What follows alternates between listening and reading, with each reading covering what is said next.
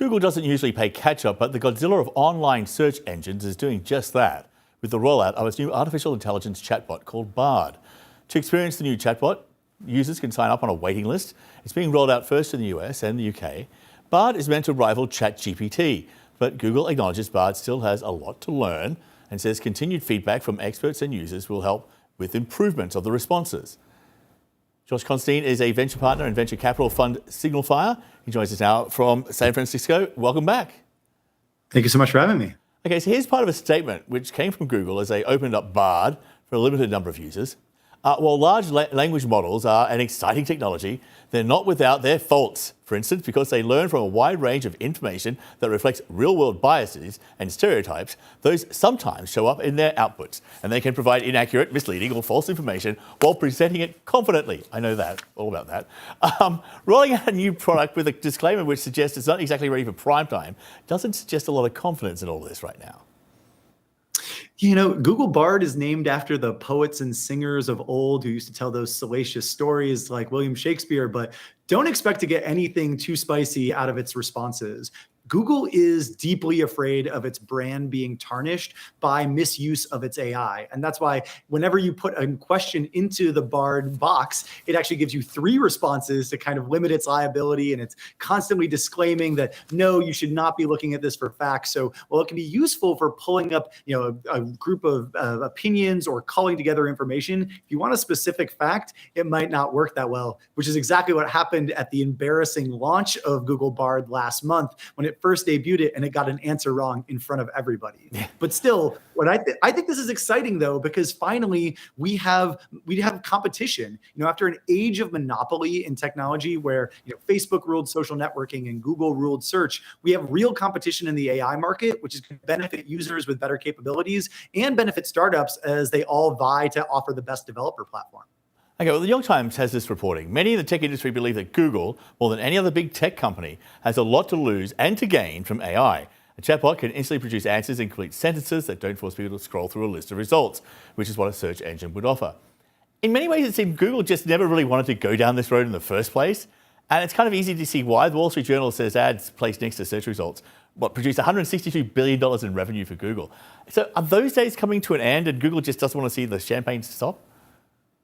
Yeah, I can imagine that Google was hoping that this would never become a fruitful technology that everyone else would be able to offer. But that's also why it ended up behind. And ChatGPT launched last year and sucked up all of the attention in the space. And Bard and ChatGPT could become an alternative to search because instead of having to dig through a ton of results, you'd actually be able to get responses right away, but only to very generic questions. And that's why I'm more excited about what's going on in the startup scene. They're actually using these AIs and fine-tuning them for special use cases and bringing the utility where people actually need them, rather than having to paste an answer into ChatGPT or Bard and then copy it out and put it somewhere else.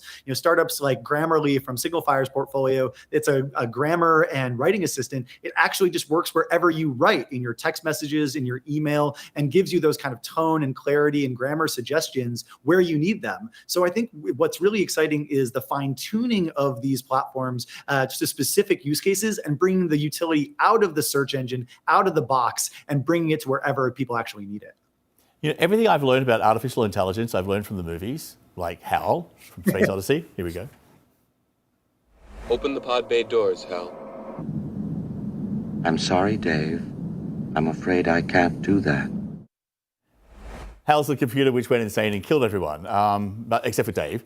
And then, of course, there's the Terminator. It can't be bargained with. It can't be reasoned with.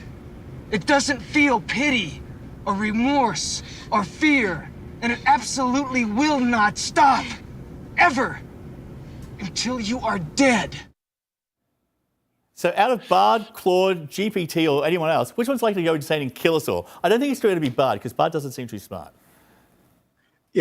I think none of these are going to be what's happening. I wouldn't worry too much. There's a lot of sensationalist fear that suddenly these robots and computers are going to come alive and kill us. Honestly, they're still learning. They're kind of in their adolescence right now. And more exciting is how we fine tune them.